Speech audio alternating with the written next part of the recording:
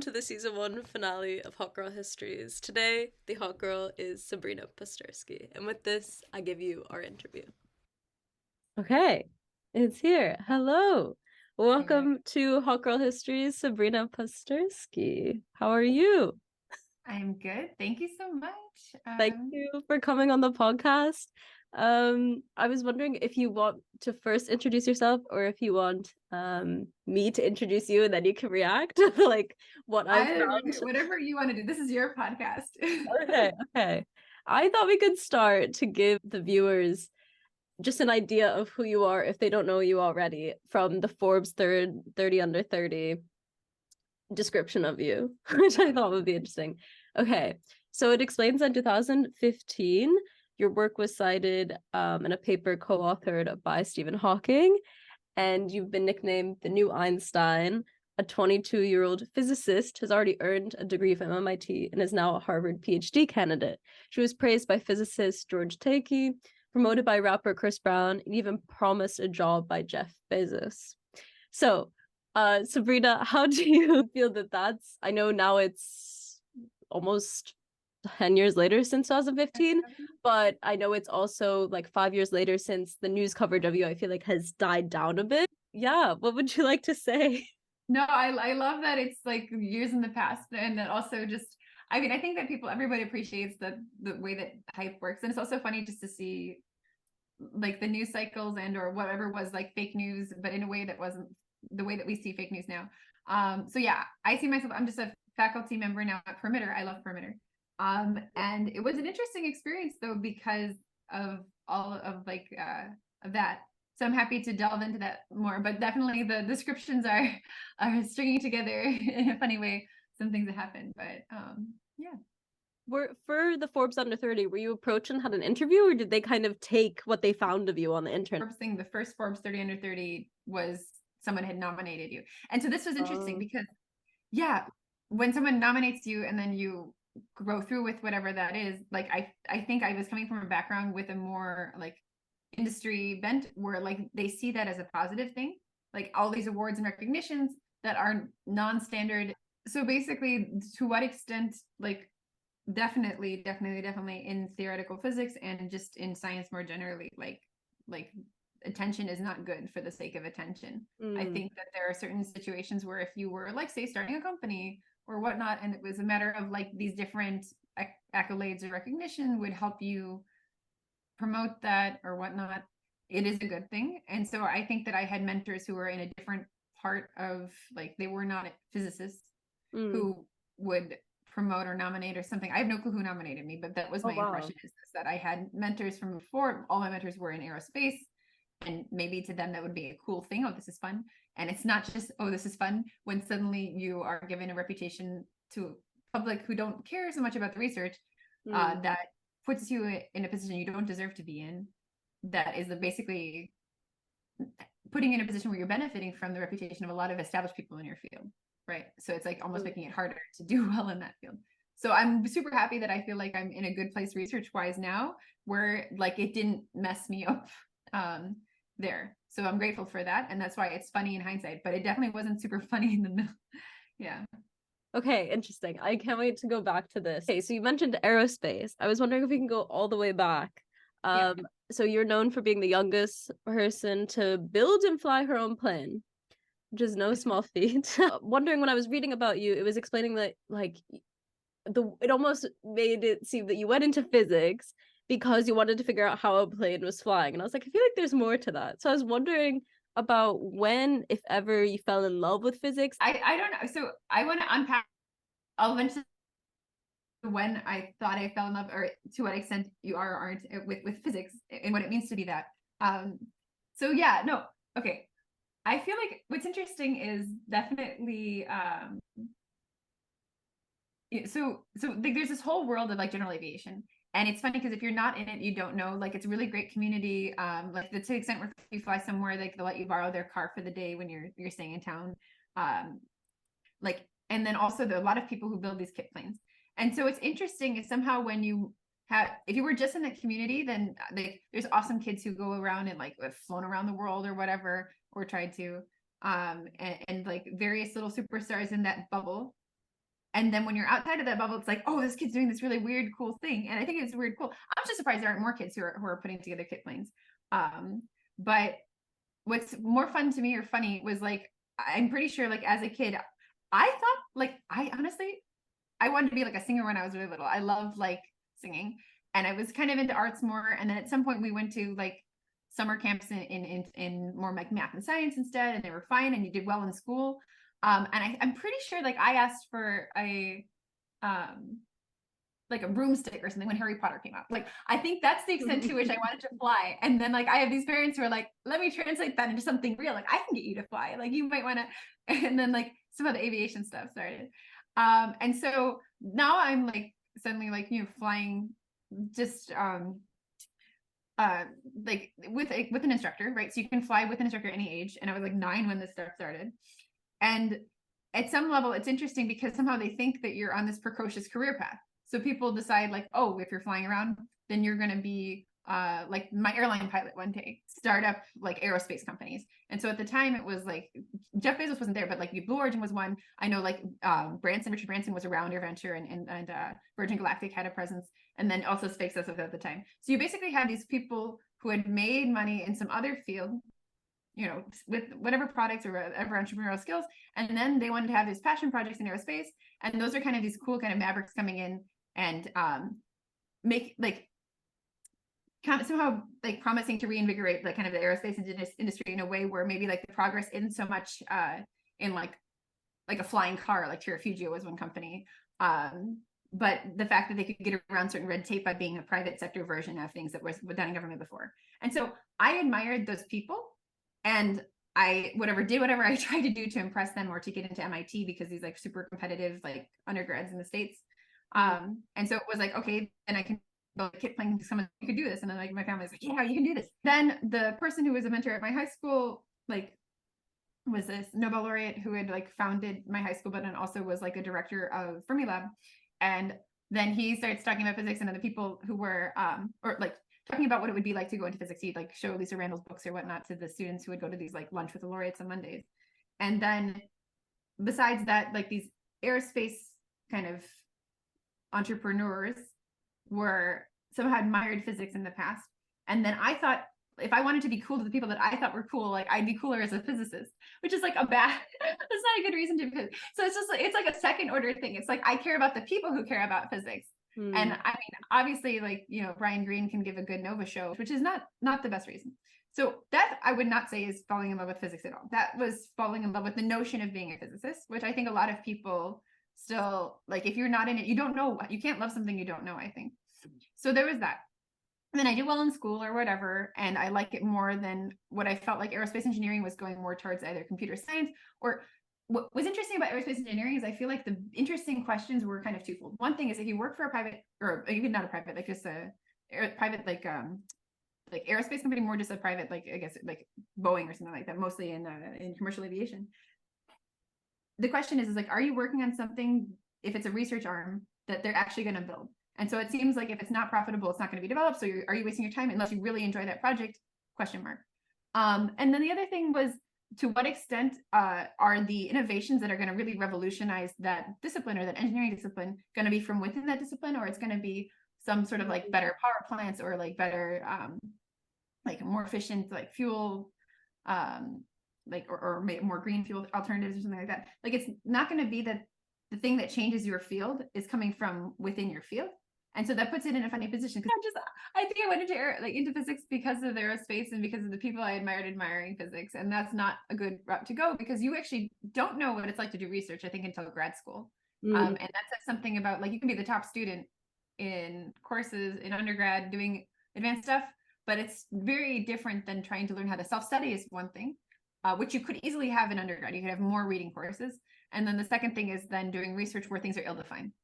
So if anything, there were glimpses of it maybe when I was going from working at like CERN as an intern over the summer to into grad school, where you'd fall in love with the fact that you figured something out and you'd really love it. Like, it was an amazing experience, but then you'd be wrong, or it would be something so irrelevant that like this love that you can have for that feeling that you've discovered something gets kind of beaten out of you at some point if you're not validated. and you shouldn't be validated because it's wrong or yeah. And so then I think that I briefly fell in love with it right before entering theoretical physics grad school and deciding to go into theoretical physics. And then I think I fell back out of it when it was just overhyped. And then maybe in again once I realized that you're really part of a legacy, and we can go into that more later. On that, like, of the hype, I guess we can get into that.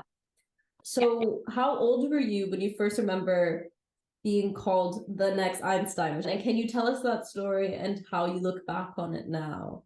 Yeah. Okay. So I'm pretty sure that I was like, the only time it was called in quotes like that or anything was this title of an article that was by Ozzy. And so I came from, my family would be the type where it's like you wouldn't turn down opportunities. And so I don't hold that against them, but it is a different, I don't know, it's a little bit bootstrappy or whatever. It's like if someone offers you something or they want to like interview or whatnot, it'd be very hard to come to terms with the notion of saying no to things that are like you might miss the opportunity. So they were going to interview me for something, or they want to highlight, and you have this cute story because you have this airplane stuff. You're like probably the only theoretical physicist like with that much of an airplane story. There's actually some more that fly, which is fun. But they want to interview mostly for that. And then, you know, you're doing stuff that I guess, I'm not sure if I remember if Hawking cited the work before or after that, but around that, you're a new grad student, you really don't know what you're doing in that field, but you know, why not this girl about anybody else? Like, why not say she's like a super, well, can be a superstar, right? It's a promise for the future, the next. So you have a interviewer who thinks it's harmless to just put a moniker or whatever, because, you know, anybody you talk to is not actually called that would love to be called that. You'd think you'd love to be called that, but you wouldn't if it's like basically, I'll get to why you wouldn't want to be called that. But there were other things where Ozzy was overhyping stuff. And I think I even remember specifically, I think we said like, oh, like don't put some sort of weird name like about it or whatever, like, and they wouldn't let you see the article because that would be unethical or whatever. So I had no clue. It went out. I remember very distinctly having this thing where it's like, oh, if it doesn't go well, like no one's gonna care. Like you know, have you ever have like a moment where you like really you remember it because you remember thinking like it was obvious that it wouldn't matter, and then it did. And it's like, oh my god, because somehow it randomly hit their little like likes or shares. Like I think I got like 1 million likes or something. I don't know if it was shares or likes, but and that was a lot at the time, right? And then things get renormalized, so that mean nothing nowadays with TikTok, but at the time it was a lot. And it wasn't like everybody knew you, but it definitely enough to affect your life. And so very, very weird. And that was the start of a little bit of an interesting blessing and curse type of thing going on after that. And how old were you? So, sorry. So the age, I think I was like 22. I had to be, I mean, they did the Ozzy, it was the Ozzy article. And I mean, I wasn't a kid. This thing is, I wasn't like a wonder kid. You know, you don't, it's not like, yeah. But you're a grad student, right? Old enough that people might accidentally think that you did something within your field big enough that you should be called something like that, right? And so it's old enough that basically people can hate on you for what you haven't done rather than just hate on you because they're haters, right? Normally when you see a kid who's like winning Olympiads or whatnot and you say this kid's going to be awesome, nobody believes it, but also anyone who's hating on it is just, you know, like, why? Like this kid probably won't, but you don't need to hate on it. But once it's something where it's like you're almost old enough that you're it's unclear to the public. Like, I mean, what was Einstein was probably doing really cool stuff by the time he was in his mid-20s, like 25 or something. Do you want to elaborate more on the idea that like everyone wants to be called it, but then when you're called it, it actually is what you want? Oh, no, because I mean, you just hear there's like Next Einstein forums or like the way his name is thrown around, or even if you're sarcastic about like people like, oh, Einstein, or like what I'm saying is that you wouldn't want anybody to actually believe you're that when you have nowhere near the credentials to be called anything like a great scientist. By which I'm saying it's a funny position to be in when everybody who knows your science or knows that things are overhyped, know it's a joke or whatever, and it's funny. Okay, good.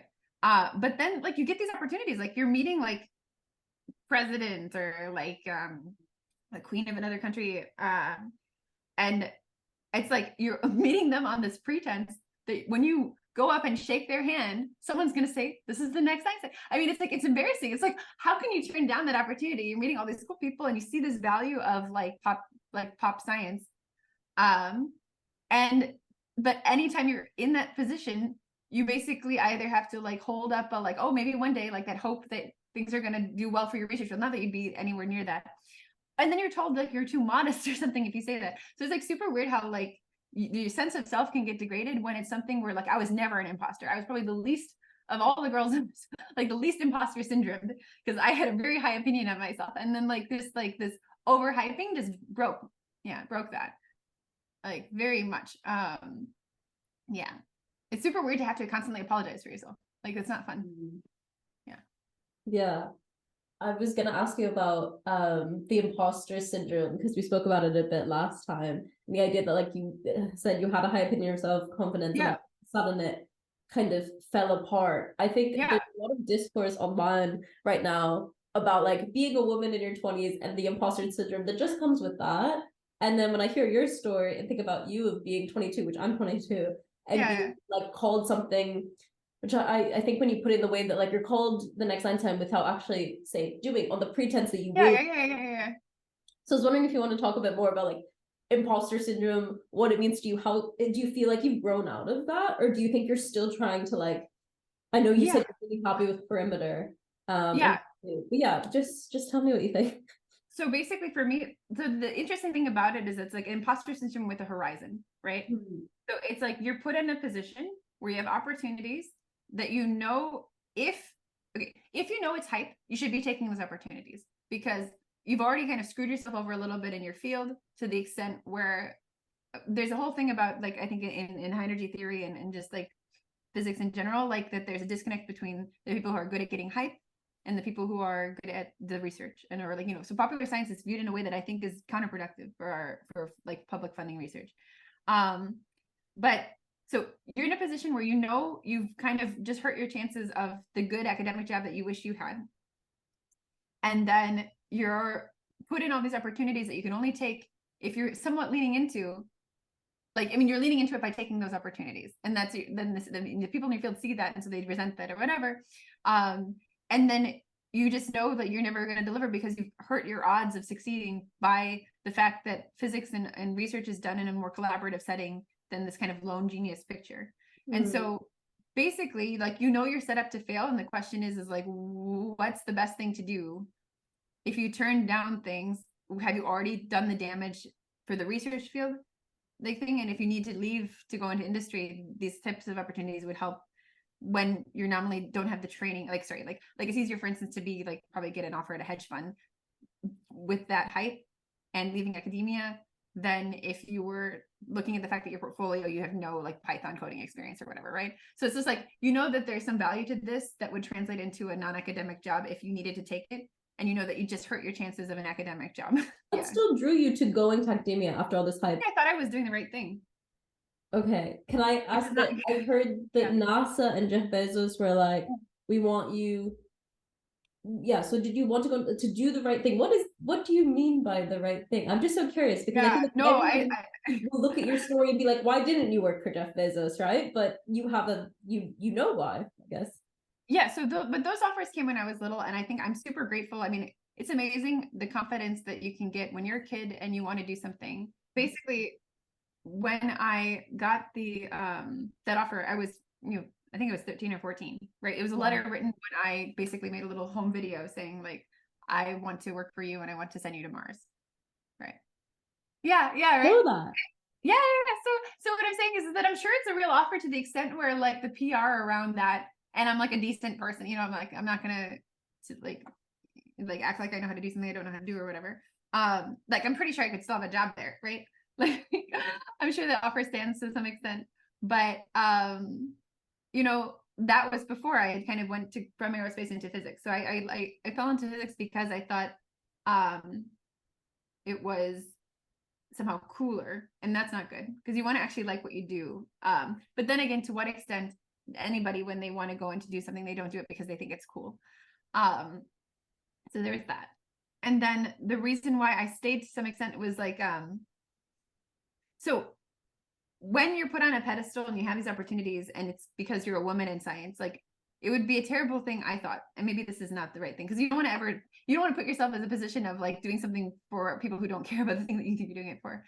But like, you don't want to accidentally make it seem like the best physicists would leave physics or something like that, right? Because there's already a lot of hype that's kind of gotten around, like funding or the crisis in physics is because again, some people love drama, right? And so I thought like, you want to represent what it is to actually be an academic to whatever extent you're learning what it is. And that's, you go through grad school, you're just a grad student, then you do postdocs, and then you try to get faculty. And so it was a matter of just imagine if like your whole, like any opportunities that you have are based on this thing where you're so amazing, you either have to basically cut ties right immediately and go, or you have to actually do well. And by well, not like Einstein level, but like do solid research. And so that was the plan, or the hope, is just like actually not be an embarrassment.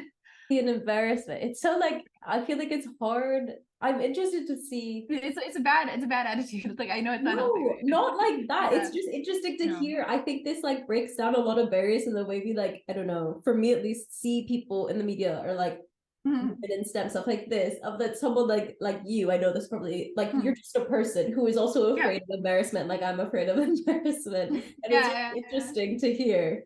Yeah, do you feel like you're on track to like, or not to be on track, but like do you feel like you're doing research that you feel like confident in now? Yeah, like I know. I was surprised. I'm very surprised because like you have various people who would either say like you hear a lot, and that's the sad thing, is when people believe in you and then you don't, like before you get overhyped or anything like that, like if someone says like I believe in you, it's like it's a vote of confidence and it makes you feel better. Versus if all you hear is a bunch of people who know nothing about what you're doing saying that they believe in you, or if you talk too quickly that it's because you're passionate about it, like you're assigning some sense of like what I feel about things or how you think I'm going to do, and now you doubt that because you have a reason to doubt it because you're seeing it in numbers that just don't make sense.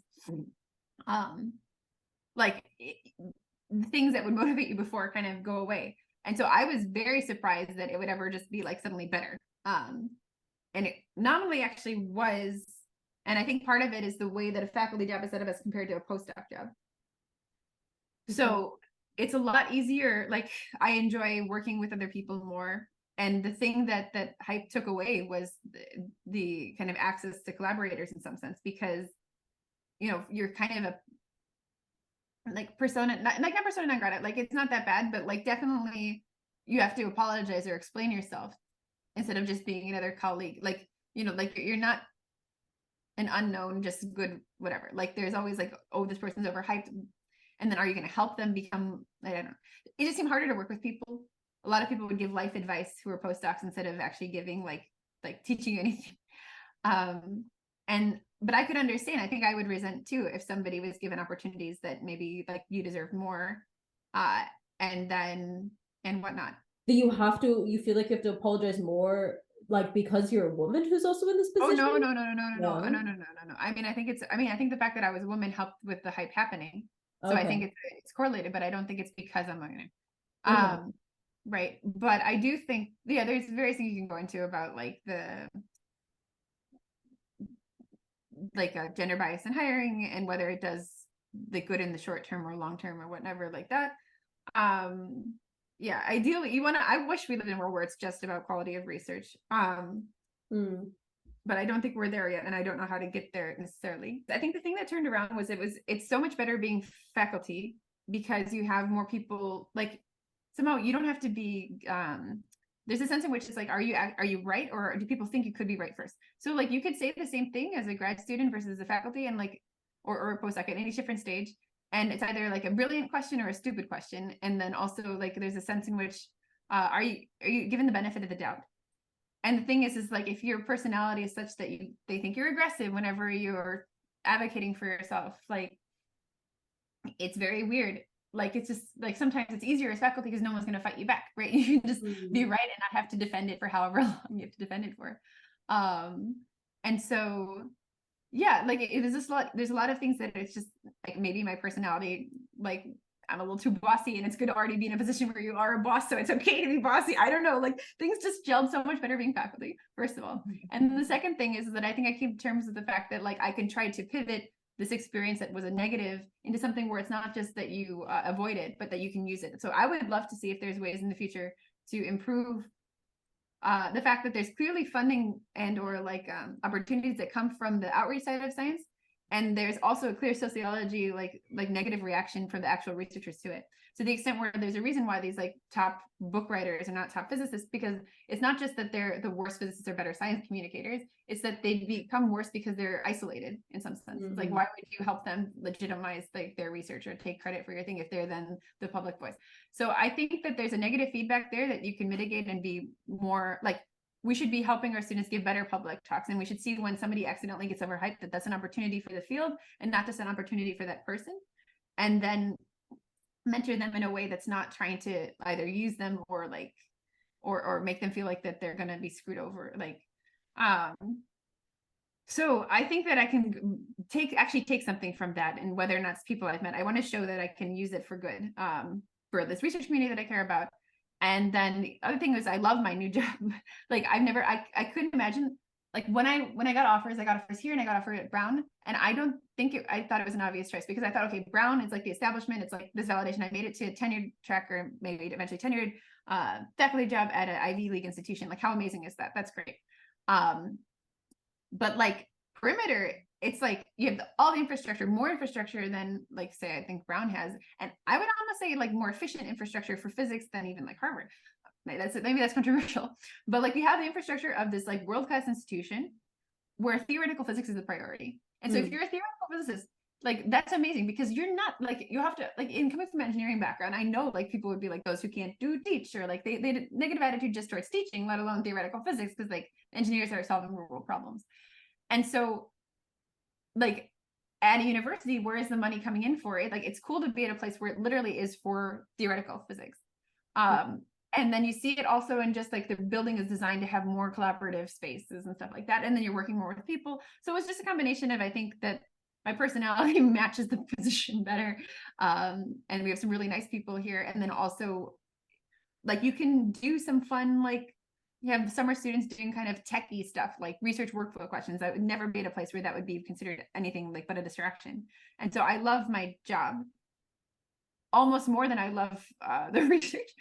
But when you love your job and you like then have cool people, and then suddenly you realize this research stuff is actually like it's also really cool. So what's kind of funny is, again, I started to love my research even more because there's a time where I was like I always, never the research that was the problem, but it was like, is this worth it? Is like, how much do you love it compared to the thing?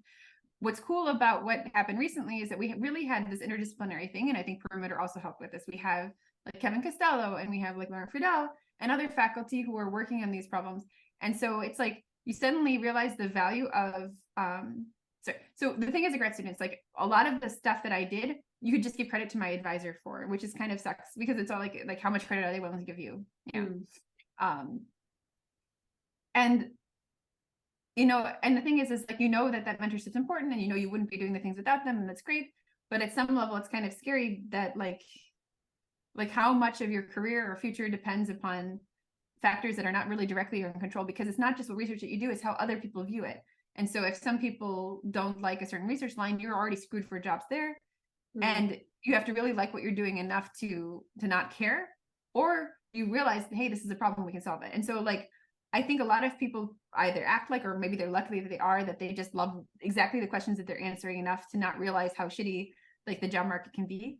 Or you can say, wow, as soon as you get people who talk different languages talking to each other and like working on the same problems, you're more efficient because you're not trying to learn something you don't know well. You can get the people who know that expertise to do the thing. And then suddenly you can actually build forward. If you take a step back and say, wait, it's not just that this program evolved from some soft theorem stuff, it's that you're really trying to understand how to look up at the night sky and use some like insights distilled from string theory and like the black hole information paradox to say that you expect there to be a holographic description. You're basically merging tools from Qubit, from Bootstrap, and from amplitudes to study something that is like basically like what does high energy physics tell you about the real world. And that's amazing. That's almost all encompassing in some sense. And like, and it's neat to just see the power of this interdisciplinarity and like connecting and condensing the canon, because that's something that you can do. Like, I know I can do that. I know I can make it kind of more compact and like understand connections that already are there for the making, rather than hoping that one day I'm going to have a breakthrough that's going to legitimize me in the eyes of people who don't really care.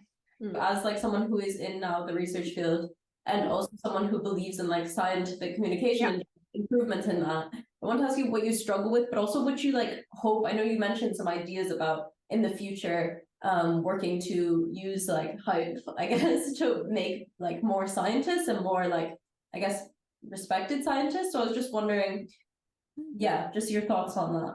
Yeah, not necessarily more. But so for example, so let's unpack. There's two things there. The one thing is using the hype thing, and then the one thing is so the hype, communication, and then maybe funding is two different things to keep track. So for example, for myself, I talk too quickly. I also will probably be prone to rambling because I enjoy it. And then yeah, I definitely know like I know various negatives there. And then the thing is too is it's a different skill. I always thought like you're going to like at one point when I was trying to really hope that I'd like do something or whatever, like just legitimize myself, I was reading a lot of textbooks, reading a lot of papers, and not really doing as many problems as I needed to and things like that. And so by absorbing all this information and or by writing research papers, you don't just randomly get the skill of like distilling things.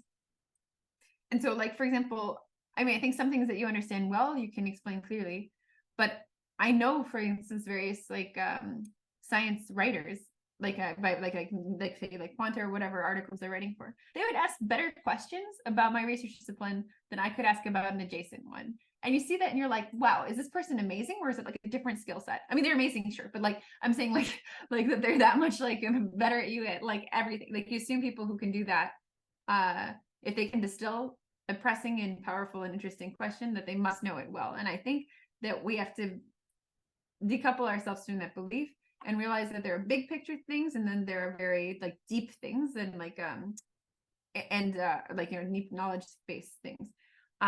And so trying to develop those skills in parallel or see it as such is something that I just don't think like we think about, especially if there's an aversion to science popularization. So like every time you're writing a book, I think that you would say that they're making analogies.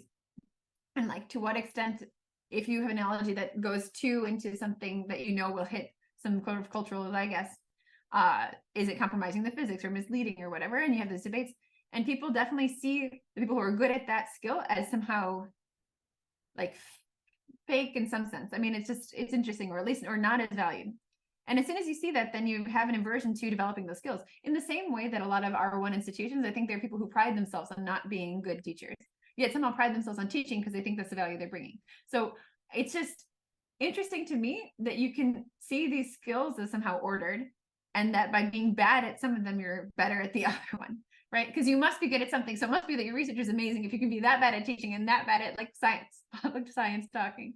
Like you must be a good researcher. And I even you'd see this, like I would talk quickly and you'd have people who would tell me like, oh, that means you must really love what you're doing, or like you can see. And it's like you're assuming because of this like lack of a skill that I have that I must be amazing.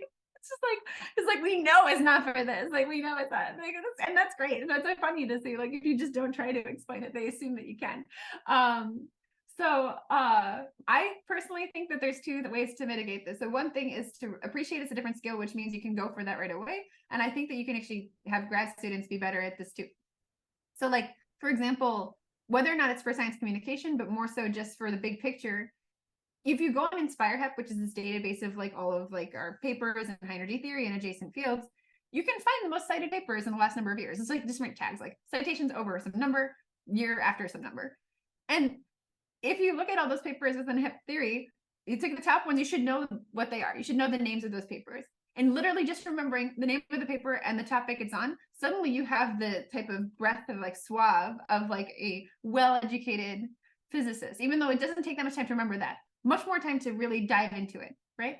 And you can also try to like cluster different like researchers who they've worked with or whatnot, and you can see these communities from like the clustered nodes in a graph, and you can use some like big data analysis stuff to like tools that do it for you. You don't even know how the clustering algorithm works. And so seeing the big picture is something that like an intern in undergrad can do. Like the type of data that you do in financial markets as a quant intern at a hedge fund. And yet somehow I think you distill information you don't get except for with many years of just knowing the people, because it's a small group of people who do that research. And so I think being more proactive about what are research trends, and then what is it that makes somebody better at science communicating than another, and then sharing like the slides, like how you would present it, viewing it as something where it's not like, oh yeah, I'm the one who's good at, you know, like that would improve the quality of the science communication there. And then also engaging with it. Is it clear that you need to have, like if you were a company, you wouldn't have necessarily the spokesperson for that company be perceived as being the CEO of that company. I mean, some of the CEOs are also spokesperson, but like there is a role of somebody who's good at communicating that doesn't get the credit for the whole company. And we have this problem, I think, in our field where like the people who are the face or the voice of it are seen as the leaders in it. And maybe they wouldn't be interested in them if they weren't the leaders. But I think there is some interesting value that can be said of like, this is the statement for some large number of physicists, but it's said well. And so maybe working, like people don't normally write popular science articles together, but we write science articles together. So maybe I don't understand that. Like, right, there's like so many more co-authors on a physics paper that's very technical, but not on just like really honing in a very, you know, clean public presentation. So we don't value it is one problem that you can change. And then when we don't try to develop those skills, and some of those skills aren't that each person would be good, it's just that we find people who are, and we can promote them in a way where we're not accidentally saying that these kids who might be great at like getting people excited and the young generation, that we're not saying that they're Einsteins in order to get them that platform, right? 100%. I think from what I hear, it sounds like almost what you love about your job. Yeah. Like it almost seems like you wish that there was almost that sort of like communication and this like working between different parties. And perimeters, like that's why I'm at the perfect place, and I know this now, but I didn't know this at like, because like I think it took me half a year to like get used to living in Waterloo, but now it's charming. It's like the public works are interesting, so I love it. But no, it's amazing to be at a place where it literally is all aspects of the research workflow, and then the pipeline of coming into academia and then selling it to the public within one place. And so what I'm saying is, it's kind of like, I mean, it's almost like a company to the extent where you care about there's a product and then everything you need to make that product amazing. And so when theoretical physics is that focus, it's very powerful as compared to basically our universities effectively have research portfolios, and they might always have all these like our top quality stock or like that. But if one doesn't do well, it's hedged, right? They don't necessarily, like the whole point is they're hedging against what are the trends in academia, and maybe they're hiring more in it or like that. Versus like, you know, we want theoretical physics to be better. Like we care about that. And so it like institutes that are just centered around that type of thing have a natural different type of needs, and like and it's fun to be at a place. Because like being faculty nominally is very entrepreneurial. I mean, you have startup funds, or the analog of that is initiatives here, where it's like you can hire people, you can build a team.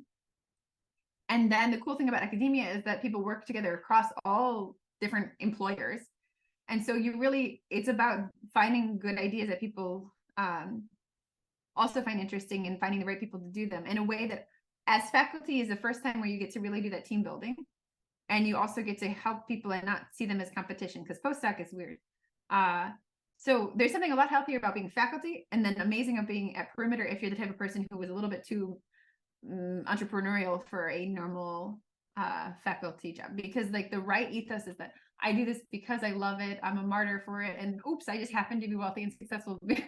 You know, like the grad students should be paid a bunch. Like that's the ideal. And it's like, how is that an ideal?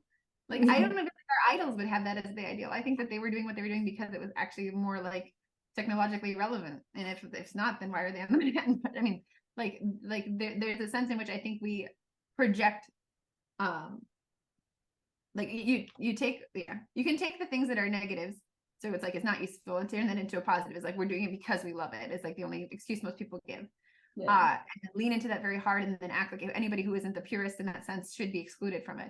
And when whether or not your idea gets adopted and internalized into the research canon, it matters what people think, and it matters that you don't fit that ethos, and that's kind of scary. So I am excited about two things. I'm excited about, the one thing is data-driven, like the sense in which you can kind of actually see a bird's eye view of the field. I think that's fun. And then the second thing is to what extent we can kind of embrace like all of the haters going to hate from the technological side. Like you have a lot of tech people, friends, like maybe not friends, but like people you run into over the time, where they see like, well, why are there more breakthroughs? Like where are the breakthroughs? You know what I mean? And I would say the cool thing about our field it's really a translation problem. And so some fields in physics might have been revolutionized by better like computational power, and ours really hasn't changed. I mean, by like having computers that can do more, but like better numerics so much. But better semantic search would probably revolutionize the workflow that we do, like being able to take a picture of a board and then turn that into notes. Like there are a lot of cool things that I think only a place like Perimeter would be willing to like invest in, like, or build those partnerships in a very proactive way where it's not tech money, but like tech expertise. So like I'm super excited to be at a place where I can do like, I can do politics, or I can do tech, or I can do research all in one place. And it's like, what is this place? I love it. I love it. Yeah, that's awesome. Yeah. I also see the Marvel like pinball machine in the background. Is that yours? It's mine. It's supposed to. I'm gonna give it away eventually when we have room for it. We have a pool table that was oriented the wrong way to like have space for this thing downstairs. It was a Christmas. But yeah, no, I have like a piano that I can't play very well. We brought it down for strings. We had a music night at strings. So I'm really proud. I organized like the best place ever. I don't even like physics, and I'd be there. You would love it here. That's what I'm saying. And the thing is that we have half the building isn't physicists. They're like, we have an awesome team of AV, IT, conference running people. Like, and hopefully we'll have more podcasting or things like that too. Like, no, like exactly. It's like you need more than just physicists to do good physics research. And like at no other place do people appreciate that, I would say, because all they have is like whatever admin assistance the university gives them, and then at Harvard they all want to go to med school. It's like, it's neat to realize that the work that you do would be more efficient with people who are not necessarily just carbon copies of you. Awesome. I was also wondering about your like relationship with the internet. I know you spoke about tech and like how it's evolved. I imagine what happened like when you were calling the Next Einstein and blowing up on Twitter, I guess that's probably changed how you view the internet. And I was because I was gonna say, I know on Instagram, for example, I was like, oh, I have an Instagram account. And there's someone that you know, but they just post about you, but it's fine. But it just has a lot of followers. I don't even now. I don't even know that, but you don't. Yeah. But what I thought was funny is that like I have family who care a lot about, like, they would not want anyone else to be able to impersonate me. Let's just okay, wait, we'll keep that away from that. We'll keep that away from that. Wait, but like they definitely get bothered by that more than I think it's funny. So like I don't know, it's super weird to me. Like I think the interesting thing about the internet is you're seeing large numbers of people, and then you want to understand if the sample is biased. And I think that in certain situations it is. Like what was fun about organizing a conference with 200 people is you realize it's not personal, because it's not about you. The conference, they want to go to this conference, and you'll find these people who are much more willing to complain than maybe what you'd expect an average person to. And your first reaction is to ignore them because you're like, they're irritating, they're bothering me, they don't know how much work they have. But the thing is, they have a lower standard for what threshold for them bothering you, and they're basically telling you things that everybody else is too polite to say. So it's like, it's information. And so there's a level at which it's fun to have large numbers of people giving feedback on something where you don't feel personally attached to it, where you can then see the value of feedback at scale. I think I couldn't handle it because I came from like, I came from a family that was very much like giving you a good sense of self, to the extent where it was like, screw the world, be the, like, almost too much though, right? So like if you listen to somebody, is it peer pressure? It shouldn't be. Like there's value to hearing even what a person who's upset with you thinks, because you know they're going to try to find the thing that's closest to being true that they can know bothers you. So like you're getting more information, and the problem is you need to develop a sense of self that is robust to it, by which I think you're better off not deluding yourself, but rather like being able to not let it hurt you, because even if it's true, it won't matter for the things that you care about, right? So there's a thing that I think I came from a very strong sense of self that was not stable to large scale feedback. And that like I think I've gotten better with it, hopefully. Because not only having more information just gives you more power. And most of the time though, when you see feedback on the internet, it breaks you. And so why is that? I think it's because we overvalue, so like there's a sample bias, which I think we should be careful about. And then also we sometimes think that some things being true and like preclude things that we care about, and that can drive you up a wall. So yeah. I feel like it's like this line between ego and then also like getting you would having an audience, as you say, that like you normally shouldn't have, in a way of like that will critique you that in real life you won't have, that people won't come. Yeah, but if in real life they did, I'd find a way to invalidate that. I'm sorry, I was very like in real life, I would find a reason to tell myself that they actually were jealous, right? And this is bad. You should like, not everybody. Can you explain that more? Like, can you explain it? Because well, imagine if you're like you grow up with the sense of like any feedback that's like invalidating the sense of self that you're like a very strong sense of self that you've been raised with, must be haters gonna hate.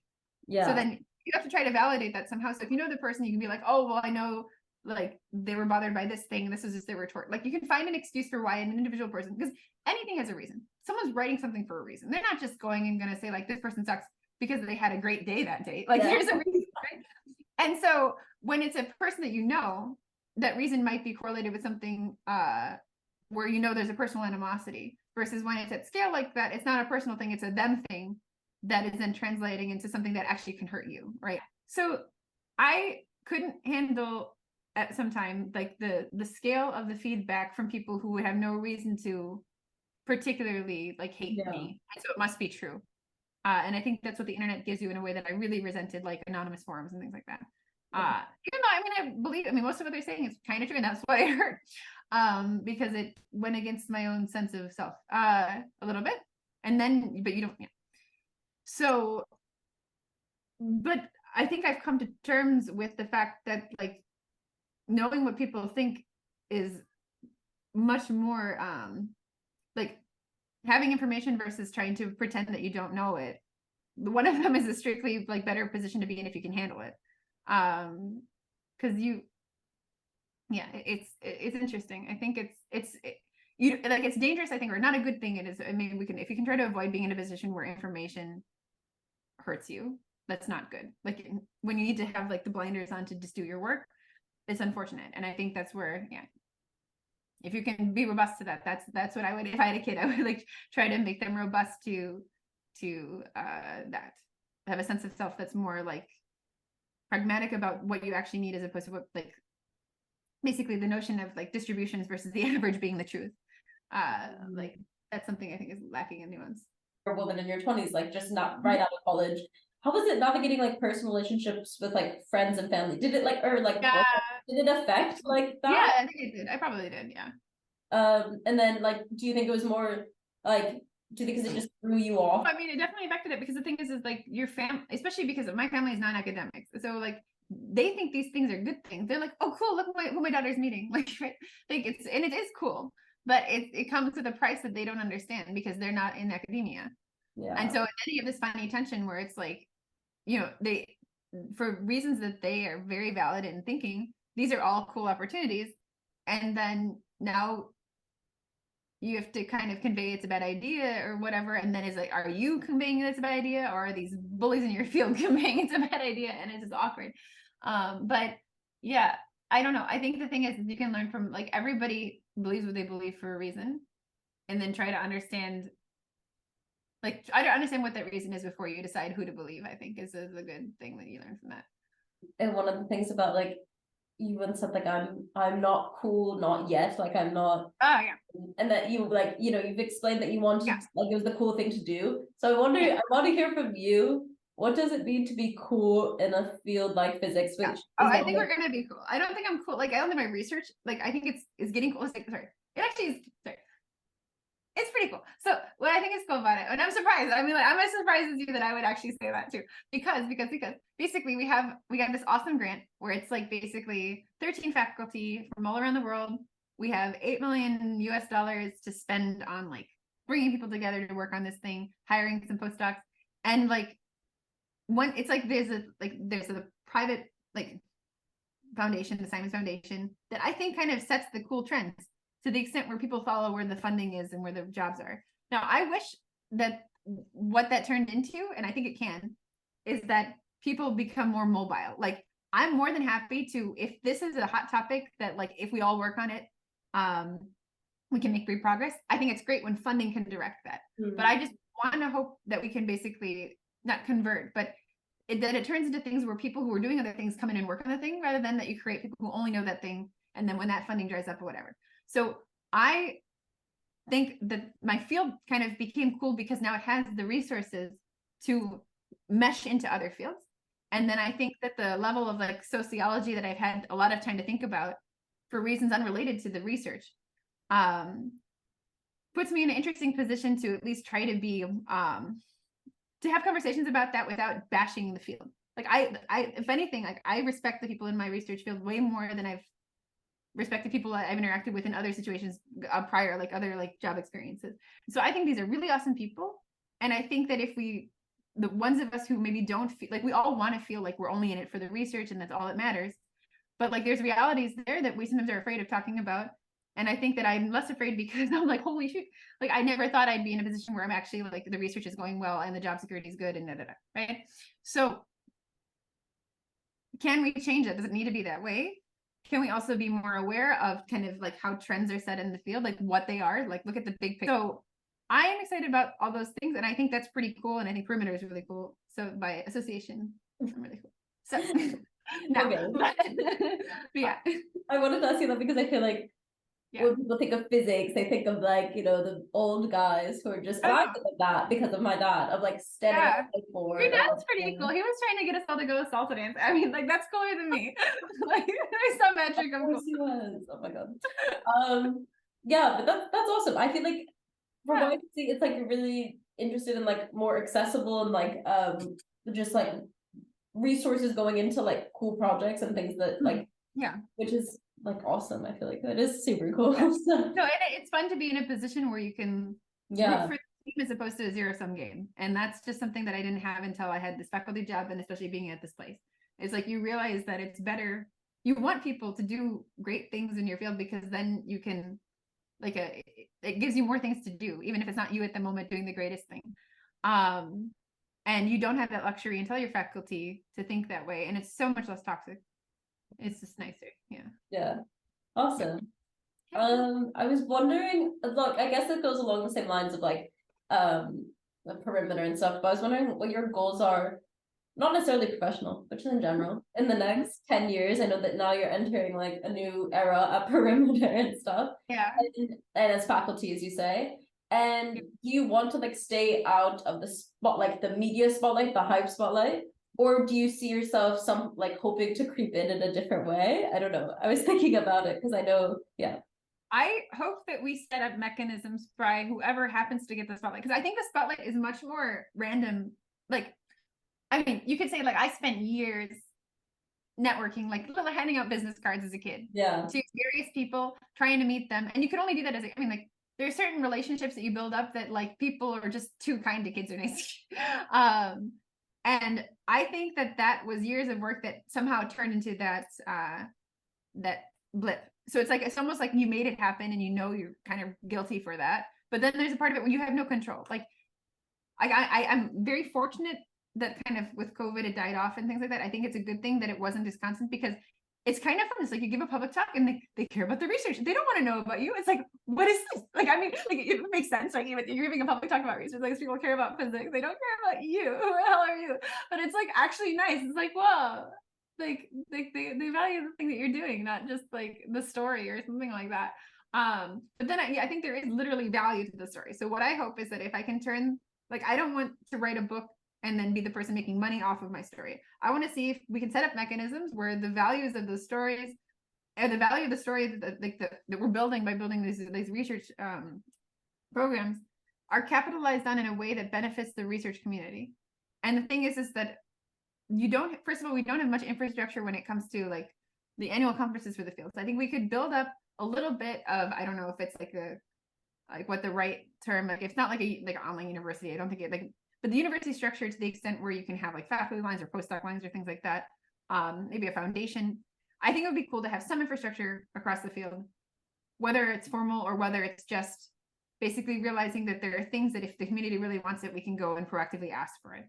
Like, I mean, like if something makes sense, then you can find the funding for it. And I think I never had that attitude that things were more fair because I thought I was just like it's kind of random. So you have these random things that happen, and when they happen, you want to basically use them as a positive. And I think we're not proactive about that. And I think there's ways to set it up so that in the future you don't create a bunch of Next Einsteins you basically create a bunch of platforms or whatever that is to highlight the stories of people going into academia and then what the people are actually doing in the field and being open about it and learning from like the negative things instead of being defensive.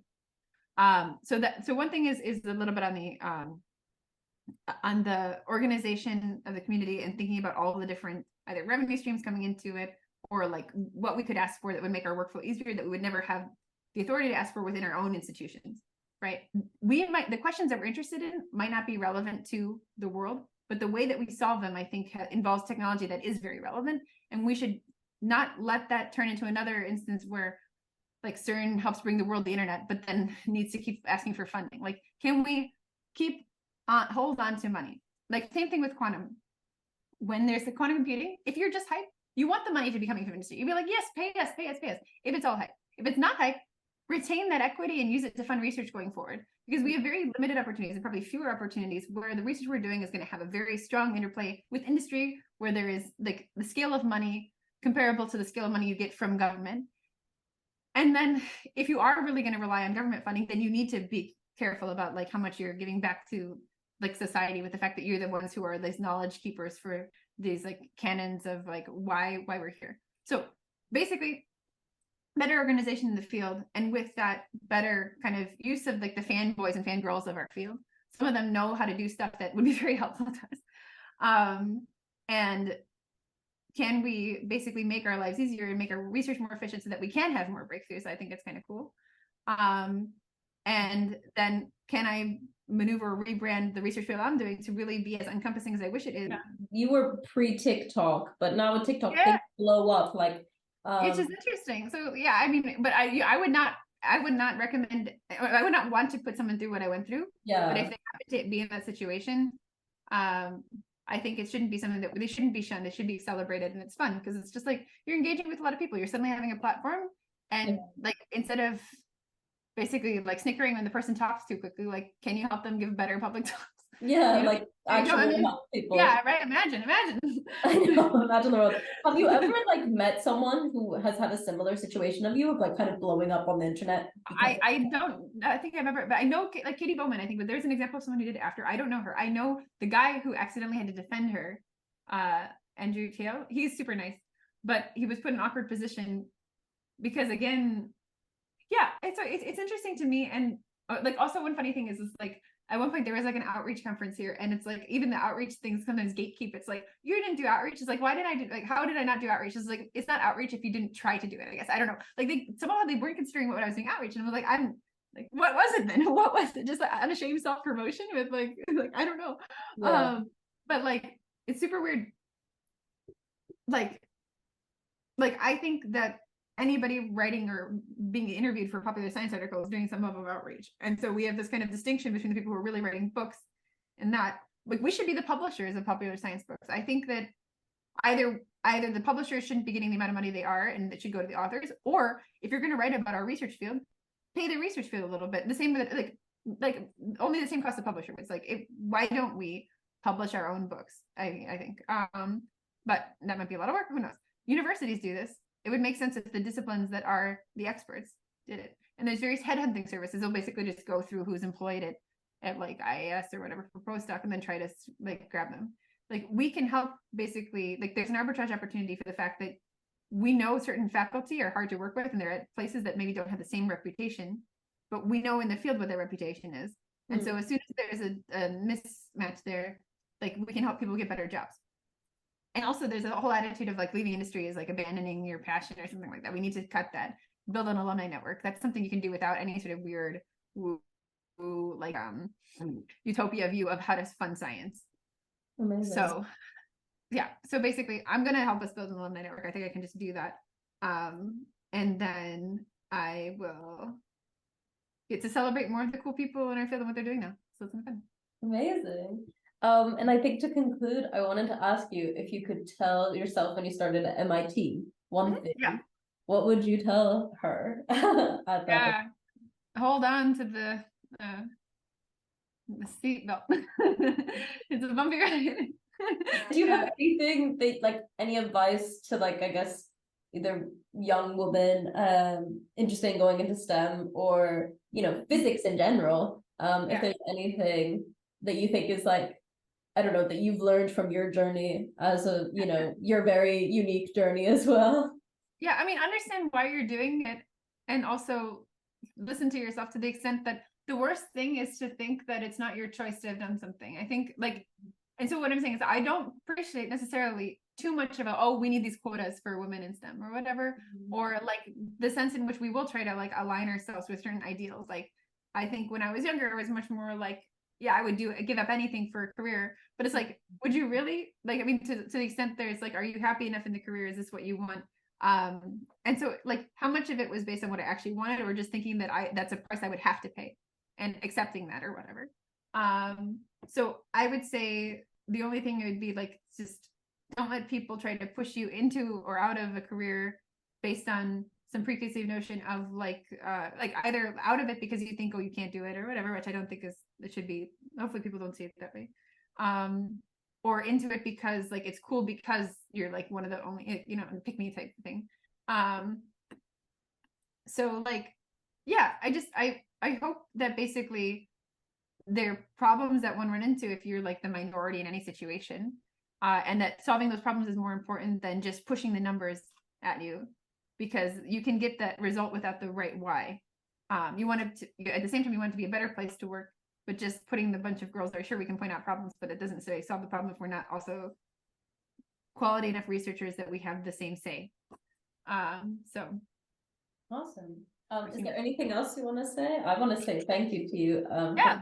To me, but no, it's been awesome talking to you. And I feel like your story is one of like, I feel like as much as people might hear first like what people say about you and then be like, oh, I can't relate to her at all. I feel like your, you know, struggles of like, you know, imposter syndrome and feeling like there's so much things to live up to. A lot of people can relate to it. I feel like understand how much, especially I think young girls understand how much of a pressure it could be, like the situation that you were put in at such a young age, but now also how you got through it and how you're here working a job you love.